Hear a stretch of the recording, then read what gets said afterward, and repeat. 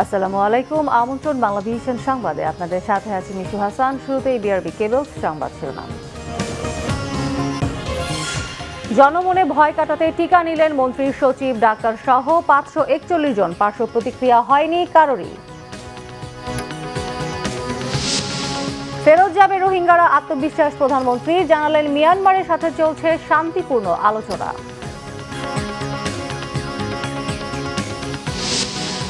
অনৈতিক কাজ না করার ওয়াদা, চট্টগ্রামের নতুন মেয়র রেজাউলের ভোট নয়, হয়েছে ডাকাতি অভিযোগ ডক্টর শাহাদাতের। অনিয়মের মডেল বললেন কমিশনার মাহবুব। বিশ্বে 12তম এবং দক্ষিণ এশিয়ায় দ্বিতীয় দুর্নীতিগ্রস্ত দেশ বাংলাদেশ। টিআইবির পর্যবেক্ষণ, আইন প্রয়োগের ঘাটতিকে দোষারোপ। বাগেরহাটে কিশোরের 2 চোখ খুঁচিয়ে নষ্ট করেছে প্রতিপক্ষ, স্বজনদেরও হত্যার হুমকি, এরপরও মামলা নেয়নি পুলিশ।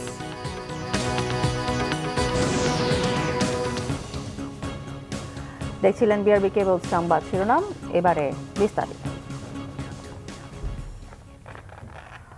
আজ একযোগে রাজধানীর 5টি হাসপাতালে 541 জনকে টিকা দেওয়া হয়েছে। এদের অধিকাংশই চিকিৎসক ও স্বাস্থ্যকর্মী। এখন পর্যন্ত কারোর টিকা সংক্রান্ত পার্শ্ব প্রতিক্রিয়া দেখা যায়নি, তাই টিকা গ্রহণকারীরা সবাইকে ভ্যাকসিন নেওয়ার জন্য উদ্বুদ্ধ করেছেন। বৃহস্পতিবার সকাল 9টায় রাজধানীর কুয়েত মৈত্রী হাসপাতালে টিকা দেয়া শুরু হয়। ভয়ের জায়গা দখল করেছে উৎসাহ, আর তাই আনন্দঘন পরিবেশে চলে এ কার্যক্রম। টিকা দেওয়ার পর কিছুক্ষণ পর্যবেক্ষণে রাখা হয় সবাইকে, তবে কারো মধ্যেই কোনো পার্শ্ব প্রতিক্রিয়া দেখা যায়নি। আমার ফ্যামিলি থেকে বলছে যে এটা তো অন্য রাষ্ট্রে কিছু লোক মারা গেছে, তো ওটা একটু আতঙ্ক ছিল। পরে কালকে টিভিতে দেখলাম কি যে না আমাদের স্যারেরা নিচ্ছেন, তখন দেখলাম যে ওনারা যেহেতু উৎসাহিত করছে, ওনার নিচে কোনো সমস্যা হয়নি, তাহলে আমিও নিব। নেওয়ার আগে একটু আতঙ্ক ফিল করছিলাম, তবে নেওয়ার পর থেকে এখন পর্যন্ত মোটামুটি ভালোই আছি। এখানে অনেকে অনেক ভ্রান্ত ধারণা ছড়াচ্ছে, এটা থেকে যেন সবাই মুক্ত হয় এবং এই টিকা নিতে আগ্রহী হয়, এটা জনগণকে আমি রিকোয়েস্ট করব। আমরা যখন জিজ্ঞেস করছি কী সমস্যা, সে বলছে যে টেরই পাইনি, এর বেশি কেউ কিছু বলেনি। সুতরাং আমি মনে করি এই ভ্যাকসিন খুবই সেফ। প্রায় একই সময় করোনার টিকা দেয়া শুরু হয় কুর্মিটোলা হাসপাতালে। এখানে চিকিৎসক, নার্স ও স্বাস্থ্যকর্মী মিলিয়ে 100 জনকে টিকা দেয়া হয়। কোনো ধরনের কোনো সমস্যা বা অসুবিধা আমরা কেউই ফিল করিনি, এবং গতকালও যারা দিয়েছেন তারাও একদম সবাই খুব ভালো আছেন। আমি কুর্মিটোলা হসপিটালের একজন আনসার সদস্য। আমি গতকালকে করোনা ভ্যাকসিনটা নিয়েছিলাম। আমি প্রায় 20 ঘন্টা হয়ে গেছে, আমার এখন পর্যন্ত কোনো ধরনের সমস্যা হয়নি। সুস্থ আছেন মুগদা জেনারেল হাসপাতালে টিকা নেয়া ডাক্তার, নার্স ও বিভিন্ন বয়সী 62 স্বাস্থ্যকর্মীও। এই ধরনের টিকা বাংলাদেশে আগেও দেওয়া হয়েছে, অতএব এটার পার্শ্ব প্রতিক্রিয়া নিয়ে আমরা খুব বেশি চিন্তিত না, কিন্তু বিভিন্ন রিউমারের কারণে জনগণের কাছে একটা ভীতির সৃষ্টি হয়েছে। টিকা দেয়া হয় ঢাকা মেডিকেল কলেজ হাসপাতালেও। এছাড়া বঙ্গবন্ধু শেখ মুজিব মেডিকেল বিশ্ববিদ্যালয়ে টিকা নেন এর উপাচার্য অধ্যাপক ডাক্তার কনক কান্তি বড়ুয়া।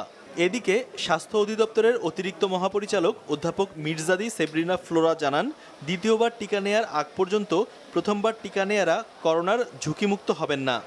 টিকা দেওয়ার সাথে সাথেই কারোর মধ্যে কিন্তু প্রতিরোধ ক্ষমতা হবে না। যে কোনো টিকারই প্রতিরোধ তৈরি করার একটা ক্ষমতা থাকে, মাস্ক পরতে হবে। প্রথম টিকা নেয়ার 8 সপ্তাহ পরে দ্বিতীয় দফায় টিকা নিতে হবে সবাইকে। শিহাব হোসেন, বাংলাভিশন, ঢাকা। এদিকে দ্বিতীয় দিনেই টিকা নিলেন 2 প্রতিমন্ত্রী, একাধিক সচিব সহ চিকিৎসা সংশ্লিষ্টরা। আইসিটি প্রতিমন্ত্রী জুনায়েদ আহমদ পলক বলেছেন, জনমনে ভীতি দূর করতেই ভ্যাকসিন নিয়েছেন তিনি। এদিকে স্বাস্থ্যমন্ত্রী জাহিদ মালেক বলেছেন, কোনো মহল বিভ্রান্তি ছড়ালেও টিকা নিতে জনসাধারণের মধ্যে ব্যাপক আগ্রহ দেখা যাচ্ছে। বৃহস্পতিবার সকালে করোনার টিকা নিতে বঙ্গবন্ধু শেখ মুজিব মেডিকেল বিশ্ববিদ্যালয়ে আসেন সরকারের তথ্য প্রযুক্তি প্রতিমন্ত্রী জুনায়েদ আহমদ পলক। জানান, জনমনে ভীতি দূর করতেই টিকা নিয়েছেন তিনি। তারা বলছে মন্ত্রীরা কেন নিচ্ছে না, মন্ত্রীরা আগে নিক, তারপরে সাধারণ মানুষকে দিক, সাধারণ মানুষকে ঝুঁকির মধ্যে কেন টিকা দেওয়া হচ্ছে। তো সেই কারণেই কালকে রাত্রে আমি সিদ্ধান্ত নিয়েছি এবং আপনাদের সামনে আমি টিকা গ্রহণ করেছি। ঢাকা মেডিকেল কলেজ হাসপাতালে করোনার টিকা নেন সংস্কৃতি প্রতিমন্ত্রী KM খালিদ। বলেন, অপপ্রচারের জবাব দিতেই টিকা নিয়েছেন তিনি। একই হাসপাতালে টিকা নেন স্বাস্থ্যের সচিব আব্দুল মান্নান এবং স্বাস্থ্যের মহাপরিচালক অধ্যাপক ABM খুরশিদ আলম। আমি প্রথম কিভাবে টিকা নিতে পারি, আজকে সকাল থেকে লেগেছে। আমার সাথে আমার একজন ডাক্তার আছেন, আমার কলিগ ডাক্তার মীর আনোয়ার হোসেন ফারুক, সকাল থেকে লেগে এই মানে আজকের এই টিকার ব্যবস্থা করেছে আমাকে। আমি কালকেই নিতে চেয়েছিলাম।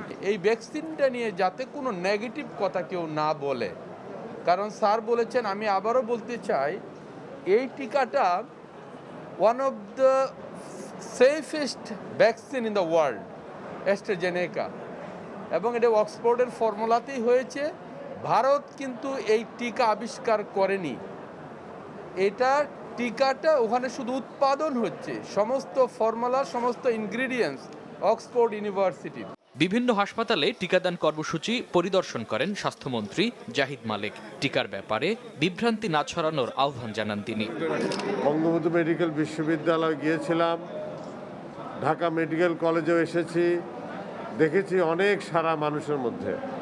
এখানে ডাক্তার, নার্সরা ইতিমধ্যে অনেকে টিকা গ্রহণ করেছে। সরকারের গুরুত্বপূর্ণ ব্যক্তিরা টিকা নেয় মানুষের মধ্যে আস্থা ফিরে আসবে বলে আশা করেছেন সংশ্লিষ্টরা। মামুন আব্দুল্লাহ, বাংলা ভিশন, ঢাকা। অন্যদিকে কোনো ধরনের পার্শ্ব প্রতিক্রিয়া ছাড়া স্বাভাবিক ও সুস্থভাবে চলাফেরা করছেন প্রথম দিন করোনা ভ্যাকসিন নেয়া সম্মুখ সারির যোদ্ধারা। কর্মস্থলেও যোগ দিয়েছেন কেউ কেউ। স্বজন সহকর্মী সহ অনেকে অনুৎসাহিত করলেও প্রথম দিনের টিকা নিয়ে সম্মানিত বোধ করছেন তারা। অপপ্রচারকে প্রশ্রয় না দিয়ে সবাইকে টিকা নেয়ার জন্য অনুরোধ করেছেন করোনাকালীন সম্মুখ সারির যোদ্ধারা। নার্ভাস লাগছে না তো নাসিমা? স্বাস্থ্য অধিদপ্তরের অতিরিক্ত মহাপরিচালক অধ্যাপক ডাক্তার নাসিমা সুলতানা প্রধানমন্ত্রী শেখ হাসিনার উপস্থিতিতে রাজধানীর কুর্মিটোলা জেনারেল হাসপাতালে করোনা টিকা নেয়া প্রথম 5 জনের একজন। অনেক অনেক ধন্যবাদ মাননীয় প্রধানমন্ত্রী। ভ্যাকসিন নেয়ার পরদিন বৃহস্পতিবার অফিসে এসে নিয়মিত কাজ করছেন তিনি। কোনো ধরনের পার্শ্ব প্রতিক্রিয়া দেখা দেয়নি স্বাস্থ্য অধিদপ্তরের এই শীর্ষ কর্মকর্তার। টিকা নেওয়ার পর থেকে আমার কোনো রকম কোনো পার্শ্ব প্রতিক্রিয়া হয় নাই। আমি সম্পূর্ণভাবে সুস্থ আছি। টিকা দেওয়ার সময়ও আমি কোনো ব্যথা অনুভব করি নাই, এবং তারপরে আমি 15 মিনিট বিশ্রাম নিয়েছি ওখানে হাসপাতালে, এবং তারপরে আমি আমার যথারীতি যা কাজ সেই কাজের মধ্যে আমি যুক্ত হয়েছি। প্রথম দিন টিকা নিয়েছেন অধ্যাপক ডাক্তার অরূপ রতন চৌধুরী। স্বাভাবিক কর্মকাণ্ড, ব্যায়াম, রোগী দেখা সহ সবকিছু চালিয়ে যাচ্ছেন 21 পদকপ্রাপ্ত এই চিকিৎসক। সুস্থ স্বাভাবিক জীবনযাপন করছি, আগেও যেমন ছিলাম তেমনি আছি। আজকেও সকালে আমি ভোর 5:30টায় উঠেছি, 6টায় আমি জিম করেছি, জিম থেকে আমি ফিরেছি সকাল 8টায় বাসায়, নাস্তা করে প্রেয়ার শেষ করে 9টায় বারডেম হাসপাতালে এসেছি, রোগী দেখেছি। প্রথম 5 জনে ভ্যাকসিন নিয়েছেন রাজধানীর মতিঝিল বিভাগের ট্রাফিক সার্জেন্ট দিদারুল ইসলাম। পরদিন বড় কোনো পার্শ্ব প্রতিক্রিয়া ছাড়া বাড়িতেই অবস্থান করছেন আইন শৃঙ্খলা বাহিনীর এই সদস্য। ভ্যাকসিন দেওয়ার আগে যেমন ছিলাম, পরে ঠিক তেমনই ছিলাম, অন্যরকম কোনো অনুভূতি হয় নাই। কিন্তু রাত যখন 12টা বাজলো তখন হালকা একটু ঠান্ডা অনুভূতি হলো। এরপর আবার সকাল 1-2 ঘন্টা পর স্বাভাবিক হয়ে গেলাম। মানে আমার কাছে মনে হলো যে ভ্যাকসিনে তেমন ওইরকম কিছু মনে হয় নাই। অযথা আতঙ্কিত না হয়ে সবাইকে ভ্যাকসিন নেওয়ার আহ্বান জানিয়েছেন এই সম্মুখ সারির যোদ্ধারা। আপনারা কেউ আসলে অপপ্রচারে বিভ্রান্ত হবেন না। এই টিকা যা দেয়া হয় সেই পরিমাণটা মাত্র 0.5 ml। সৈকত সাদিক, বাংলা ভিশন, ঢাকা। প্রধানমন্ত্রী শেখ হাসিনা বলেছেন, কারোর সাথে শত্রুতা নয়, সব দেশের সাথে বন্ধুত্ব রাখতে চায় বাংলাদেশ। কিন্তু বর্তমান বিশ্বের সাথে তাল মিলিয়ে চলতে সামরিক বাহিনীকে আধুনিক ও শক্তিশালী করে গড়ে তুলছে সরকার। রোহিঙ্গারা যাতে নিরাপদে দেশে ফিরতে পারে সেজন্য মিয়ানমারের সাথে শান্তিপূর্ণ আলোচনা চলছে বলেও জানান প্রধানমন্ত্রী। Defence service command and staff কলেজের গ্র্যাজুয়েশন সেরিমনি ভার্চুয়ালি উদ্বোধন করেন প্রধানমন্ত্রী শেখ হাসিনা। এবছর 43 জন বিদেশি কর্মকর্তা সহ মোট 225 জন কর্মকর্তা গ্র্যাজুয়েট হয়েছেন। প্রিয় গ্র্যাজুয়েট অফিসারবৃন্দ, আজকে আপনাদের জীবনের একটি বিশেষ দিন। নতুন গ্র্যাজুয়েটদের অভিনন্দন জানান প্রধানমন্ত্রী। স্মরণ করিয়ে দেন দেশ ও দেশের স্বাধীনতার প্রতি তাদের দায়বদ্ধতার কথা। এ সময় সামরিক বাহিনীর উন্নয়নে আওয়ামী লীগ সরকারের নেয়া নানা পদক্ষেপের কথাও তুলে ধরেন প্রধানমন্ত্রী। সকলের সাথে বন্ধুত্ব, কারোর সাথে বৈরিতা নয়, এই নীতিমালা জাতির পিতা আমাদের দিয়ে গেছেন। আর এই নীতিমালা অনুসরণ করেই আমরা আন্তঃরাষ্ট্রীয় সুসম্পর্ক বজায় রেখে আমরা এগিয়ে যাচ্ছি। আজকে কেউই বলতে পারবে না যে বাংলাদেশের সাথে কোনো দেশের সাথে কোনো বৈরী সম্পর্ক আছে। আঞ্চলিক নিরাপত্তা এবং উন্নয়নের সাথে জোরপূর্বক বাস্তুচ্যুত মিয়ানমারের যে নাগরিকদের আশ্রয় দান এবং তাদের নিজ দেশে যাতে ফিরে যেতে পারে তার ব্যবস্থা জন্য আমরা কিন্তু কারোর সঙ্গে কোনো দ্বন্দ্বে লিপ্ত হইনি। আমরা মিয়ানমারের সঙ্গে আলোচনা চালিয়ে যাচ্ছি, যে আলোচনার মাধ্যমে তারা তাদের নাগরিকদের যাতে ফিরিয়ে নিয়ে যায়। নারী উন্নয়ন, নারী শিক্ষা, ডিজিটাল বাংলাদেশ, শতভাগ বিদ্যুতায়ন, সবার জন্য স্বনির্ভর জীবন, দেশের সামগ্রিক উন্নয়নে সরকারের নেয়া নানা পদক্ষেপের কথাও তুলে ধরেন প্রধানমন্ত্রী। এই বছরে শতভাগ বিদ্যুৎ আমরা দিতে পারবো, সেইভাবেই আমরা কাজ করে যাচ্ছি। কাজে অর্থনীতির যাতে শক্তিশালী থাকে তার জন্য সব রকমের চেষ্টা আমরা চালিয়ে যাচ্ছি এবং আমাদের বাজেট আমরা নিজস্ব অর্থায়নেই এখন করতে পারি। আমাদেরকে পরনির্ভরশীল হতে হয় না, কারোর কাছে হাত পেতে করতে হয় না। আমরা আত্মনির্ভরশীল একটি জাতি হিসেবে নিজেদেরকে গড়ে তোলার প্রচেষ্টা চালিয়ে যাচ্ছে এবং অনেকাংশে আমরা সাফল্য অর্জন করেছি। করোনাকালে দেশের মানুষের স্বাস্থ্য সুরক্ষা নিশ্চিতের পাশাপাশি অর্থনীতির চাকা গতিশীল রেখেছে সরকার। একথা জানিয়ে সবাইকে স্বাস্থ্যবিধি মেনে চলার এবং টিকা নেয়ার আহ্বান জানিয়েছেন প্রধানমন্ত্রী শেখ হাসিনা। বাংলাদেশের সবাই সুরক্ষিত থাকুক। আরিফুল হক, বাংলা ভিশন, ঢাকা। জয় বাংলা, জয় বাংলা।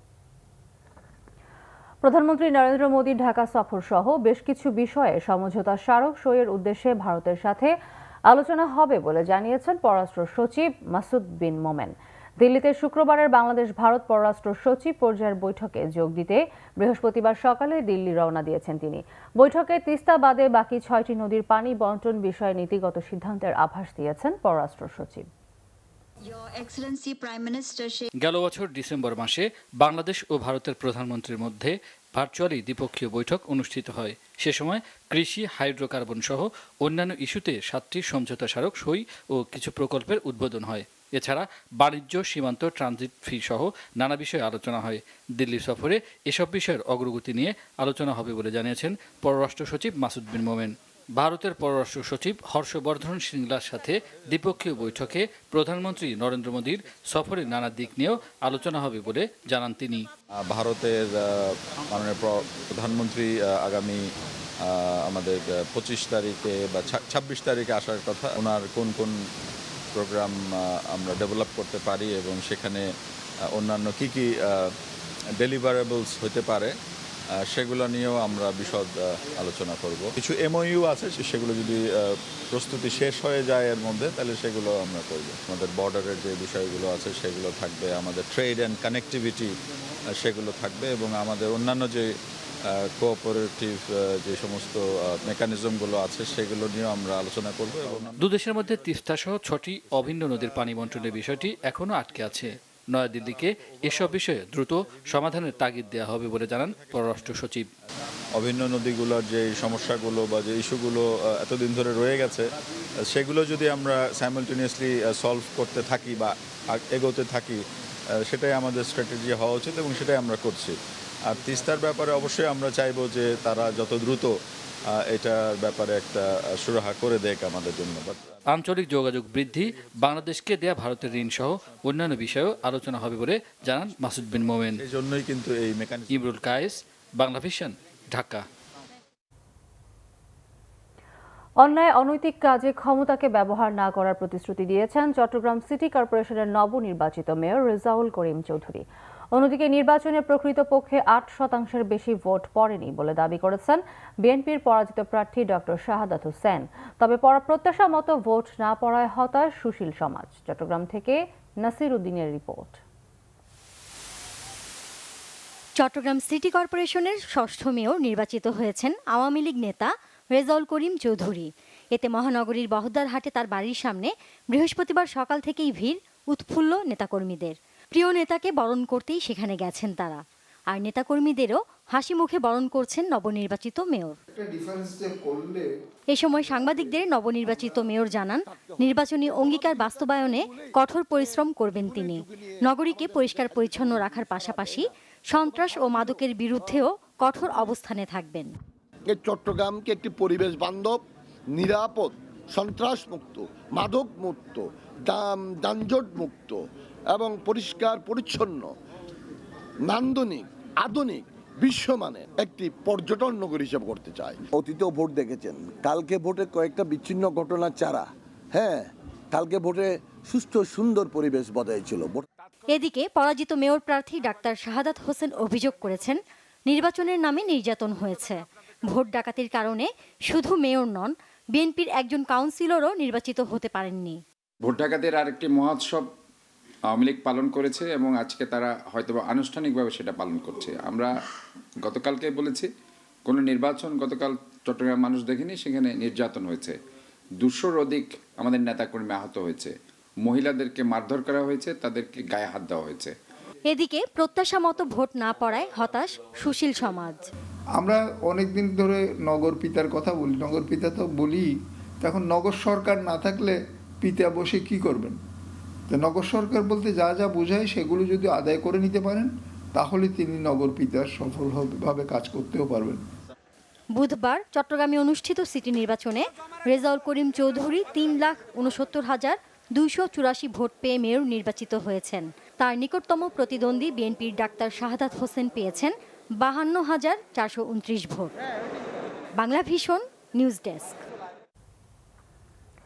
বুধবার হয়ে যাওয়া চট্টগ্রাম সিটি কর্পোরেশন নির্বাচনকে অনিয়মের নির্বাচন, একটি মডেল বলে আখ্যায়িত করেছেন নির্বাচন কমিশনার মাহবুব তালুকদার। নির্বাচন কমিশনে দেওয়া লিখিত বক্তব্যে তিনি জানান, সহিংসতা, কেন্দ্র দখল, পুলিশের গাড়ি ও ইভিএম ভাঙচুরের ঘটনা নির্বাচনকে কলঙ্কিত করেছে। চট্টগ্রাম সিটি কর্পোরেশন নির্বাচনে যে অরাজকতা দেখা দিয়েছে তাতে আমি হতাশ। চট্টগ্রাম সিটি কর্পোরেশন নির্বাচনটি অনিয়মের নির্বাচনের একটি মডেল। সহিংসতা, কেন্দ্র দখল, পুলিশের গাড়ি ও ইভিএম ভাঙচুর ঘটনা এই নির্বাচনকে কলঙ্কিত করেছে। স্বাধীনতার 50 বছরে আমরা সার্বিকভাবে গ্রহণযোগ্য নির্বাচন অনুষ্ঠান করতে পারবো না, তা মেনে নেওয়া যায় না। আওয়ামী লীগের সাধারণ সম্পাদক ওবায়দুল কাদের বলেছেন, সমালোচনা ও ষড়যন্ত্র করেও জনগণের মন জয় করতে পারেনি বিএনপি। তাই চট্টগ্রাম সিটি নির্বাচনে ভরাডুবি হয়েছে বিএনপি প্রার্থীর। বৃহস্পতিবার ওবায়দুল কাদের ভার্চুয়াল মাধ্যমে লক্ষ্মীপুর জেলার সড়ক বিভাগের 3টি প্রকল্পের নির্মাণ কাজের উদ্বোধনী অনুষ্ঠানে একথা বলেন। ওবায়দুল কাদের বলেন, চট্টগ্রাম সিটি কর্পোরেশন নির্বাচনে আওয়ামী লীগ প্রার্থীর জয় শেখ হাসিনার উন্নয়ন ও অর্জনেরই জয়। ভোটের মাঠে শেষ পর্যন্ত থাকায় বিএনপিকে ধন্যবাদ জানান তিনি।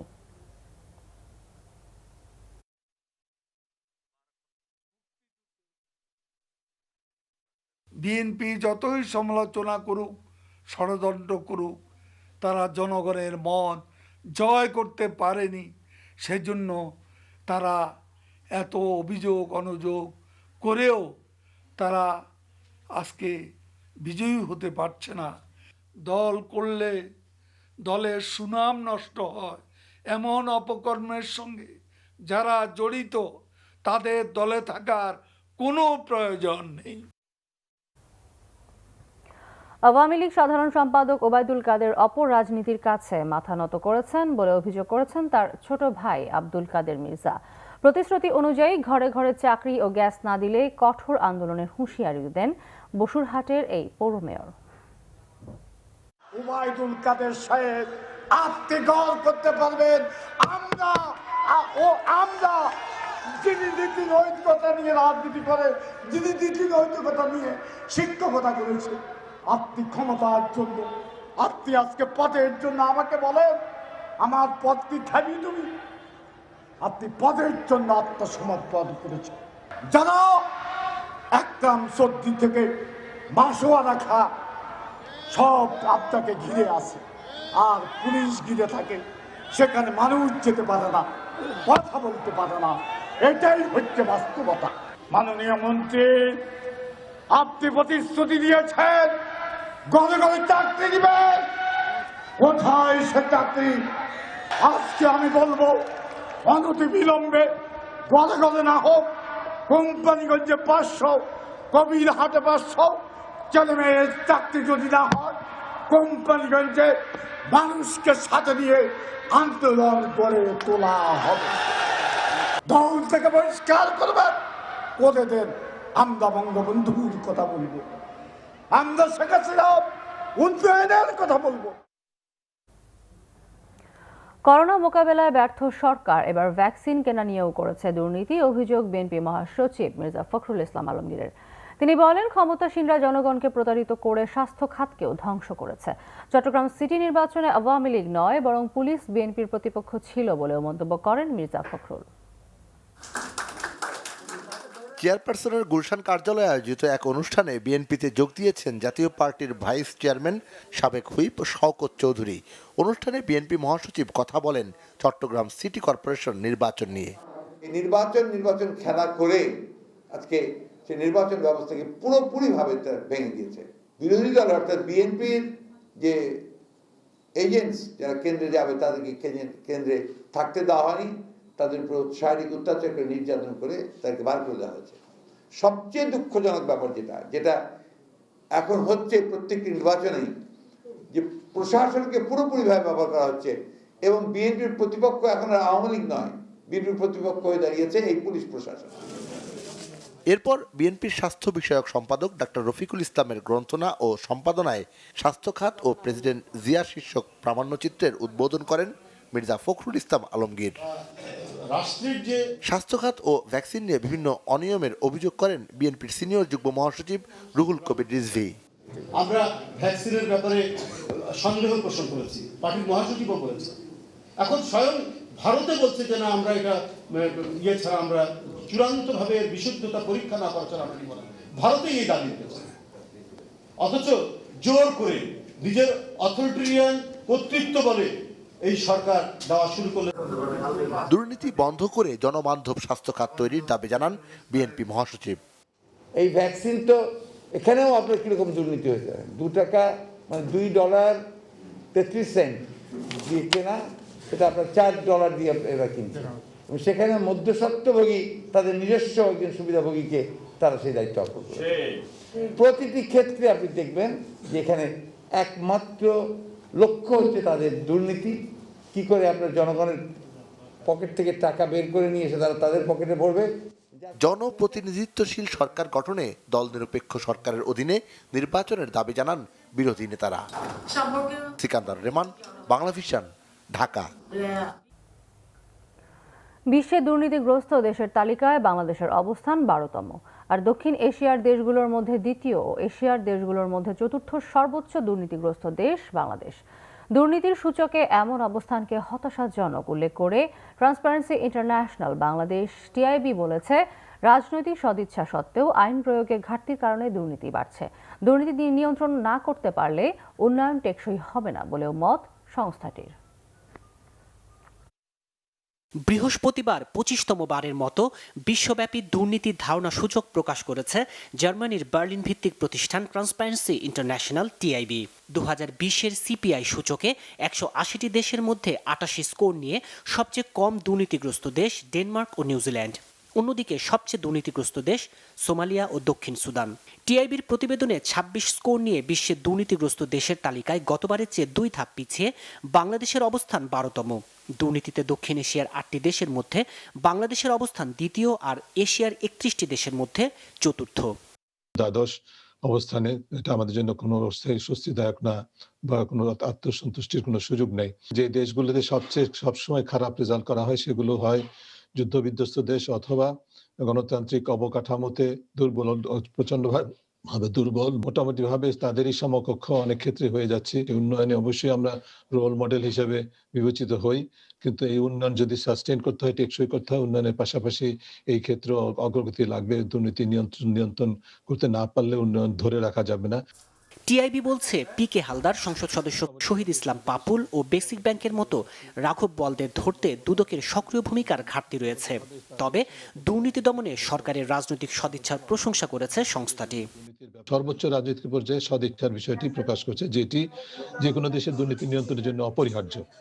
এটা একটা হচ্ছে নেসেসারি কন্ডিশন, কিন্তু এটা সাফিসিয়েন্ট কন্ডিশন না। সাফিসিয়েন্ট হচ্ছে যে এটাকে প্রয়োগ করতে হবে কারোর প্রতি ভয় করুণা না করে। যে ঘোষণাটা দেওয়া হচ্ছে বা অঙ্গীকারটি করা হচ্ছে সেটি অঙ্গীকারের জায়গায় থেকে যাচ্ছে, কিন্তু বাস্তবে সেটিকে প্রয়োগ করার ক্ষেত্রে ঘাটতি দেখা যাচ্ছে। কোনো দেশেই কিন্তু একা সরকার প্রধান দুর্নীতি নিয়ন্ত্রণ করেন না।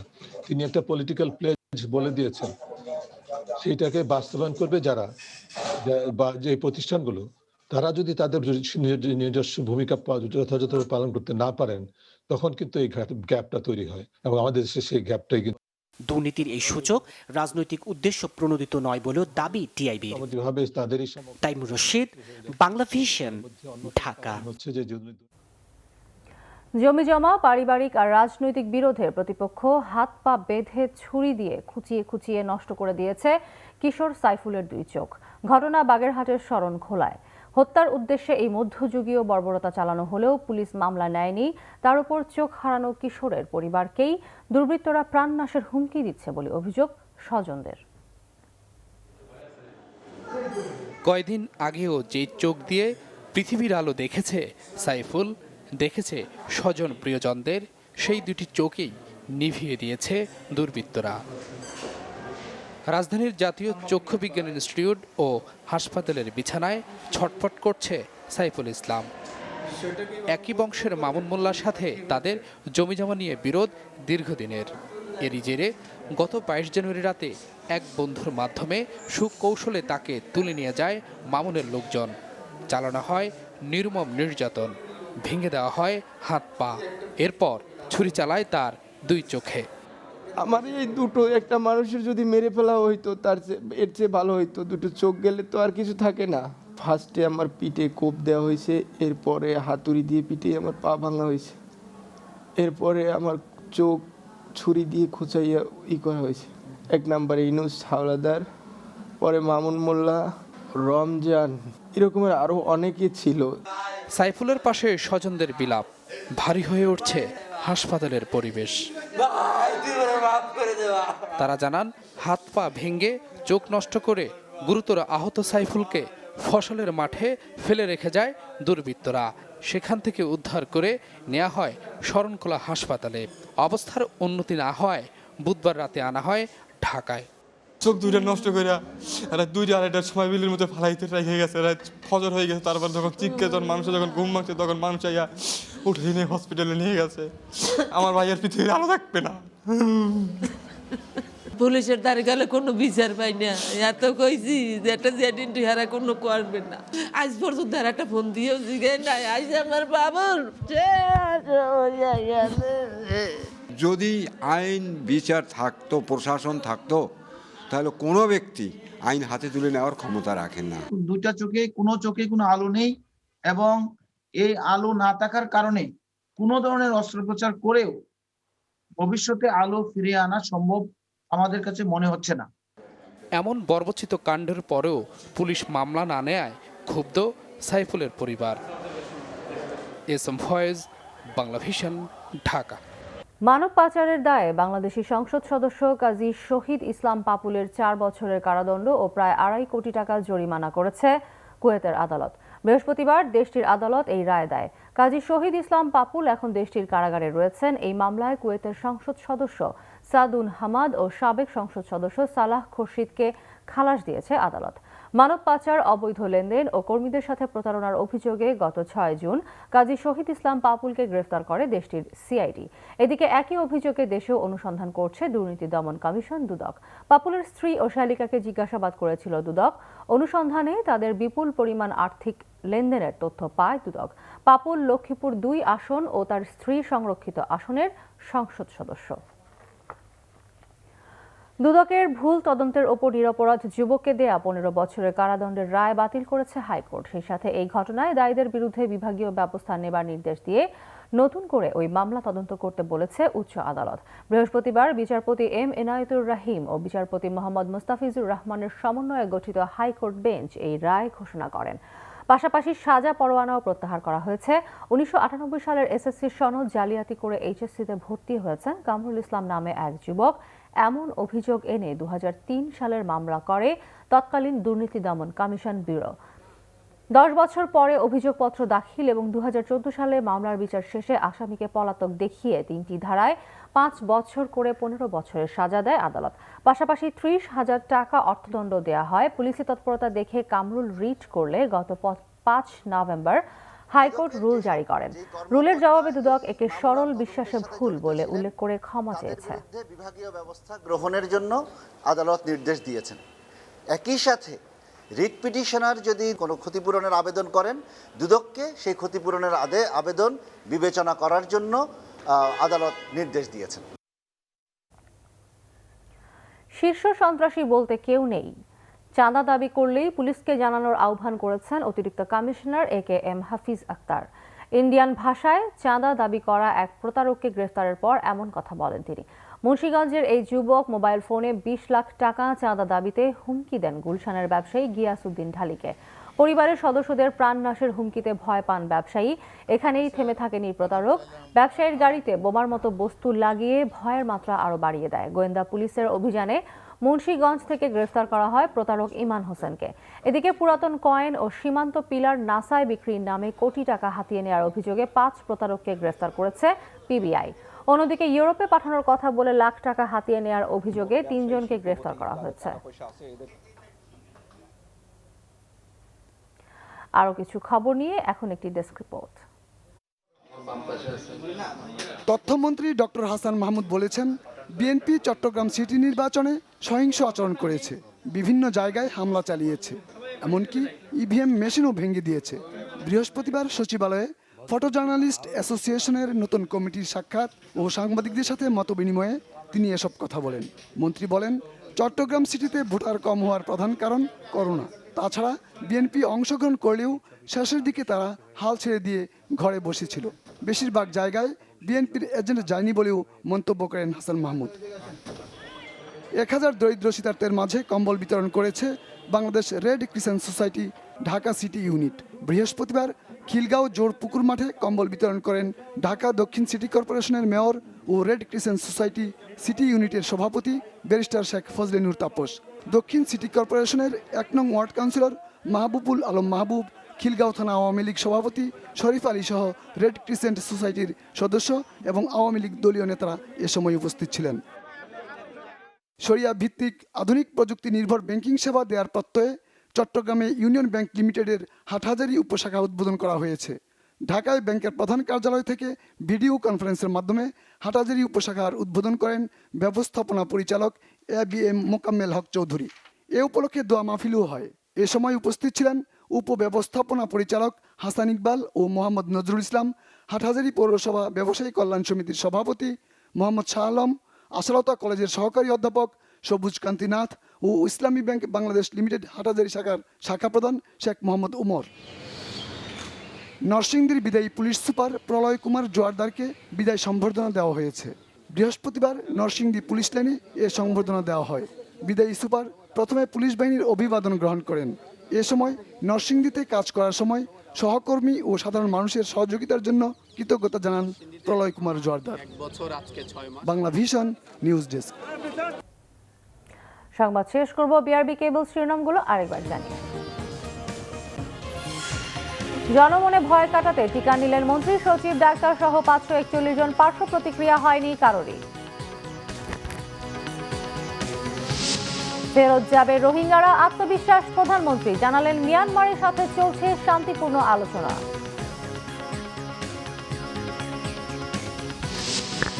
অনৈতিক কাজ না করার ওয়াদা চট্টগ্রামের নতুন মেয়র রেজাউলের। ভোট নয় হয়েছে ডাকাতি, অভিযোগ ডক্টর শাহাদাতের। অনিয়মের মডেল বললেন কমিশনার মাহবুব। বিশ্বে 12তম এবং দক্ষিণ এশিয়ায় দ্বিতীয় দুর্নীতিগ্রস্ত দেশ বাংলাদেশ। টিআইবির পর্যবেক্ষণ আইন প্রয়োগের ঘাটতিকে দোষারোপ। বাগেরহাটে কিশোরের 2 চোখ খুঁচিয়ে নষ্ট করেছে প্রতিপক্ষ, স্বজনদেরও হত্যার হুমকি। এরপরও মামলা নেয়নি পুলিশ।